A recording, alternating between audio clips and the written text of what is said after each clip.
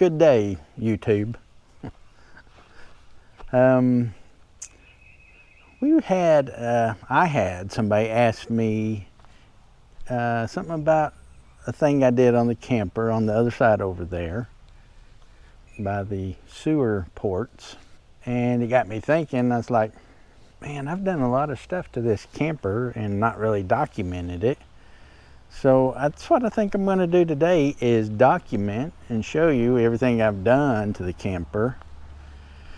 And maybe might give you some ideas, might not, I don't know. But thought I'd show you anyway. So let's go.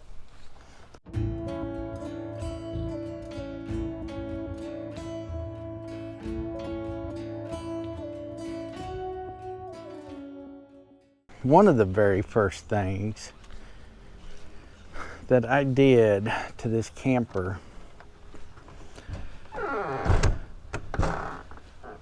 was I put these RV locks on here. We'd heard with other YouTube videos that they key the lock that comes with your camper, they key them the same as other campers, so other people might actually have the key to your door. So that was one of the very first things I did, was I changed the locks there, went with RV lock, put one on this door as well. And they're both keyed alike. And then I put a barrel lock on this one from RV lock, which is keyed just like the doors are. The reason I didn't do that lock is because RV lock does not make a lock for this type of door. Now they might now, I don't know, but when I bought mine, they did not make locks for this style of lock. And this is the style that we have. If you have the kind that has like a slot cut into this down here and the latch actually goes into that slot, then odds are it'll work for you. But for this style, they did not make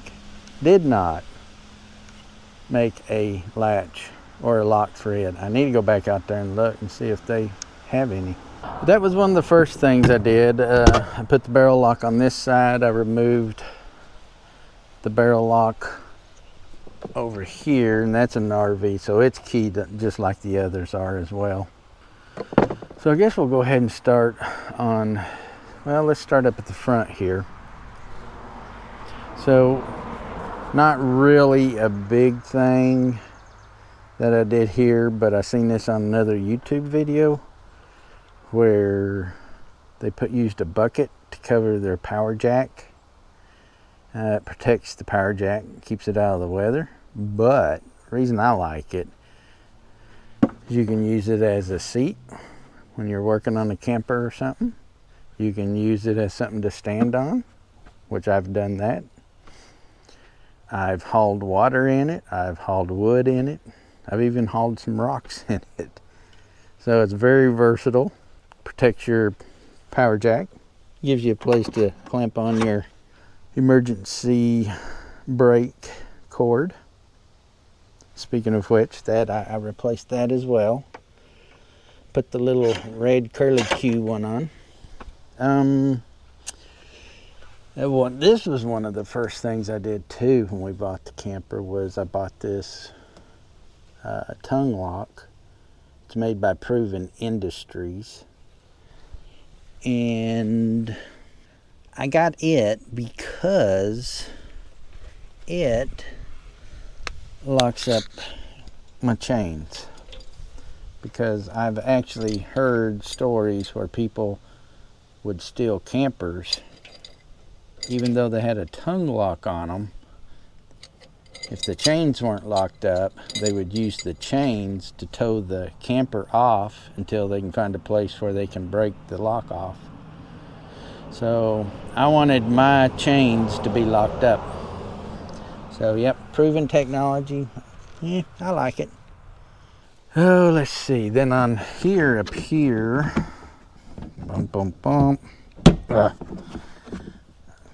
up here I added the gas stops on each one of the tanks. It's supposed to stop the gas if there's a leak. I guess they're working. I know one time it stopped the gas even though we didn't have a leak, and I had to come back out here and prime it, and you prime it just by pushing down on that. I thought I'd put them on there because I felt like that was a good safety thing. I put those on. Those have been on there for quite a while. I think we'd had the camper maybe a year or less when I put those on. Also, on the bottom down here, which you're not going to be able to see, I put the Mopeka tank sensors on there, and I might be able to bring that up for you. So there, it's trying to connect to them right now. It sometimes takes it a little while to connect, but that's what it looks like. It just kind of gives you a approximate amount of propane that you have in your tanks, which I kind of like. I mean, it's been pretty accurate. All right, that one got updated. Okay, they're both updated. Yeah, and that's probably about right because I had both tanks filled before we went camping here just about a week ago, and we didn't use that much propane, just, you know, for hot water and cooking. And I think that's about everything that I've added up here. So over here on the driver's side of the camper, I put this holder to hold my black gloves, which I need to get some more. Little thing of hand sanitizer, so when I'm done with the black tank I can sanitize my hands. Then I put a, let me go turn that light on in there, because y'all don't want to look at the dark, right? Nobody wants to look in the dark. You can't see anything. I mean, that's just crazy talk. Yeah, I put a paper towel dispenser right here, holder. So when I'm done sanitizing my hands, I can wipe my hands on that. See over here, Keystone had like this cardboard curved thing to protect the back of the water heater, and it took up a lot of space. I took that out and just got me some plywood, painted it white, and I gained a lot of space by doing that. So yep, added that. Let's see over here. Let's see if I can get y'all in there a little better. So this is just a bicycle water bottle cage. I keep some diluted bleach, water and bleach in this bottle. And when I'm done doing all my sewer stuff, I'll take this rag, spray it down, and wipe down my little ammo boxes and stuff with it. I also added this DC wireless switch, which I have 2 fobs for, one in the camper, one in the truck. Turns on my front cap lights. This is a wireless switch. I hope y'all can see that. So this is a wireless switch that I use. This actual switch is over there on that side, but it turns my dump tank lights on. And I have another fob that I keep in the camper that'll do it too, and I'll show that switch to you when we get to that side over there. I think that's about everything I've done on this side, so let's go back to the other side. I'll sit y'all up in here somewhere. Alright, hopefully y'all can see everything there. Oh yeah. This I added I bought this at the RV dealership where we bought this camper.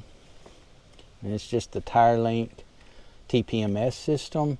This camper was prepped for the Linc, so all I had to do was just plug this little box in started working. Pair it to my phone, pair it to the sensors on the tires. But yeah, that's something I would highly recommend you get just from the get-go, because it measures your tire pressure as well as the temperature of your tires. So could give you a heads up warning if you're about to have a problem with a wheel or a tire. So yeah, definitely, if you're gonna get a camper, definitely get you a TPMS system. My only gripe about the tire Linc is you have to run an app on your phone. I use a old Droid phone I had laying around the house for it. But I mean, you have to keep the phone charged. You have to keep the phone from going to sleep. I wish Tire Linc, they may now have a monitor that will pair to this. I don't know. But you do, if not, you do have to have a phone app. This is my LevelMate Pro. We bought this a little bit after we bought the camper, got it home. Basically, it helps you level your camper. Once again, this is a phone app that you have to run. And the way we work it is once we get the camper into the site, I'll turn the app on and my wife will come over here and flip the LevelMate Pro on, and then I'll know which side needs to be leveled or raised up. So, you know, it'll show like, hey, your passenger side needs to be raised or your driver's side needs to be raised. We'll put the Anderson levels under those tires. Then I'll back the camper onto the Anderson levels until the little app shows that I'm at 0 on both sides, and then I know we're level. So that's pretty handy to have, not necessary, because we did it at first with with this. If I can get it out without knocking the camera over. At first we just did it with this. Just a big old level. And you don't even need one that big. That's just one I had laying around the house and thought I'd use it. The little white box underneath this is a step-down transformer, because this thing was notorious for eating batteries. And sometimes we'd accidentally leave it on. Of course, it does go to sleep after a while, but still, we'd go through batteries on this thing like crazy. And I got tired of replacing the batteries, so I found some YouTube videos where they had put these little step-down transformers on and wired them straight into their camper battery, which works out for us because now we don't have to worry about replacing batteries. And then you may say, well, if you leave it on by accident, it ain't gonna drain your camper battery. No, not really, because whenever the camper's setting on the property here, I turn the battery disconnect off, so it kills this, because this is wired into this light switch, which is the light switch for the pass-through here. And here's the other digital wireless switch I have that runs the cap lights. No, sorry, this runs the sewer, the dump station lights. And you can see this switch used to be here, and then there was another switch like this that used to be there. And I didn't like the dump station lights being over here. I wanted them over there, and I wanted the cap lights over here. So instead of doing all this wiring back and forth, I just went with wireless switches. Just wireless DC switches I got off Amazon. And so that little switch I was showing you, that round switch over there on that side, actually turns this switch on and off. I think that's it for all of this right in here. I did add these broom holders. I don't know if you can see them. The broom holders over there to hold my crank arms, because I got tired of them running willy-nilly all over the place. I put the PVC pipe in to hold my broom, and the broom kept coming out, so I put a piece of pool noodle in there, and now it stays in just fine. So that worked out really well. And I think that's about everything I've done in here. So now let's head over to that side of the camper, because there was a lot of things I changed over there. All right, so before I get into all of this, I'm going to give you, I guess, the method to my madness on this. What my goal was here. So really, what I was wanting to do here was I was wanting the equipment or tools to be near the area where I needed them. I didn't want to run back and forth.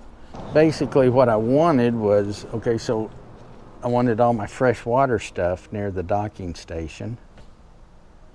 I wanted all my sewer stuff near the sewer ports. And I wanted all my electrical near my electric connection. So that yellow bag there has all my fresh water stuff in it. Okay, right there. And then right here's my docking station. Really the only thing that's really out is this, but I have to come by here anyways. But I'm still going to try to figure out something I can do with this. So I'm not done with this madness yet. So let's go here to the sewer and talk about this area. So one of the first things I did here, I replaced the dump station lights, and I replaced this one right there, because Keystone had like these amber marker lights under there, and they were terrible. I don't know what they were thinking. Another one of the first things I did was bought these Valterra valves right here, right there. You don't have to have them, but trust me, they are a lifesaver. I definitely suggest getting them as soon as you can. Next thing I bought was this Chemco sewer hose container, I guess is what it's called, tube. And I keep all my sewer hoses in here. And then here's my crazy one. My crazy ideal that I did. My thought on this was, you know, you have all that space between the side of the camper and the frame of the camper. And it's like, it seems like that's wasted storage. Seems like you could put something up in there, do something to carry stuff. Well, I did it. It may not be smart, but I did it. I mean, I haven't had no issues with it. It's been on there for, well, probably a year now. And it's ran fine. It's been doing fine. But I'll show you what I did. All right, so here's what I did. So I wanted my sewer stuff, like the connectors and my flush hose and all that, to be close to this area over here. And I didn't want it in my storage, my pass-through. So I built this little thing. Hope y'all don't mind being near the sewer connector. So basically just plywood. I put a piece of plywood here, mounted it to the frame, built this bottom piece of plywood, and it's attached by hinges back to another piece of plywood back over there that's mounted to the frame over there. I coated all of the plywood in that, what is that stuff called? Flex Seal, that rubber, kind of like, what do you call it? Truck bed, kind of like rhino liner coating stuff. So it's got like this rubber coating on it.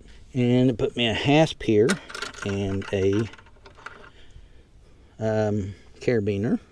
And then if you'll notice this hasp, you have to turn it. So it's another little security thing.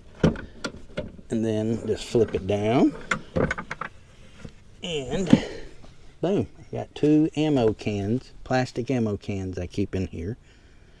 And my little knee pad. And this ammo can, I have all my connectors and tools and stuff in it.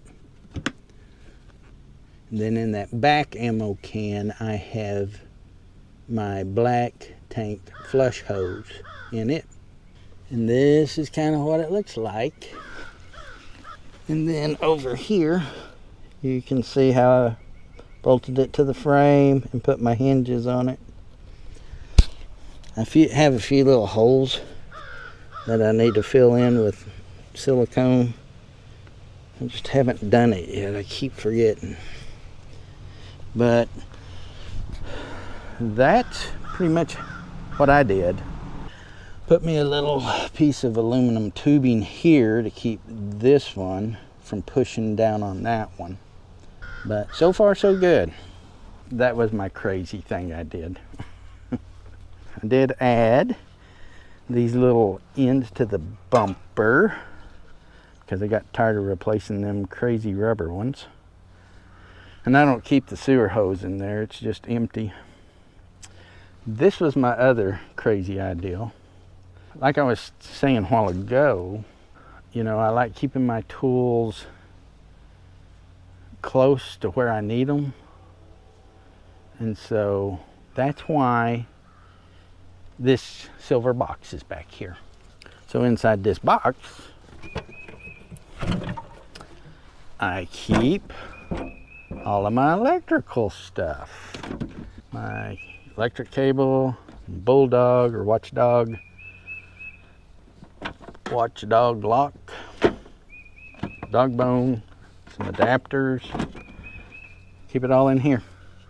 Got me a big old L bracket in here with a pull noodle taped up just to kind of give the cable some support while it's sitting in here. I put weather stripping around it. I drilled some holes in it back in the back and down at the bottom just to help keep the moisture out of there. The way I built this was just bought this box, and I had an old bicycle rack that I modified a little bit and used some U-bolts, and of course put silicone around the U-bolts, keep water out, and just bolted it to that bicycle rack. And you may be asking, well, why didn't you just get a cargo carrier? And I'm going to tell you why. We didn't really want one. We may end up getting one eventually, but I was trying to avoid them. So that's why I have this. And you'll also, because I wanted the box close to the camper. It doesn't hit the camper or nothing. I mean, I can push on it and it doesn't get nowhere near the camper. So it stays close to the camper, which I liked. The only catch to it was I couldn't use the hitch that came with this camper. Now that's a 300-pound rated hitch, and it would have been nice if I could have used it. But if I did, I had to move my spare over and it would block the license plates. So I just got a bolt-on hitch and bolted it onto the same bar that the camper hitch is welded to. This way I ain't got nothing on my bumper except for the spare. Another one of the first things I added while I was even still at the RV dealership where we bought this was that backup camera. I'm not crazy about that backup camera. I want to get one of those halo views because I forgot who makes this one. They're popular. Is it Furion? Furion makes this, and I don't really care for it. The picture quality is just terrible, and especially for the price that we paid for it. If I knew it was going to be that bad, I wouldn't have bought it. I think that's pretty much everything. Back here, the camper needs a bath. I hadn't had a bath yet. I can't think of anything else really that I've done here. So let's go inside. It's a pretty beautiful day out here though. Man, it's awesome out here. Temps are good, good, good, good. Well guys, that'll do it for today. I cut this one short. It's getting too long. So be sure to be looking out for the next video where I'll be doing the interior of the camper. And I just want to thank you for joining me today on this one. And I hope to see you on the next one. And as always, thank you for watching.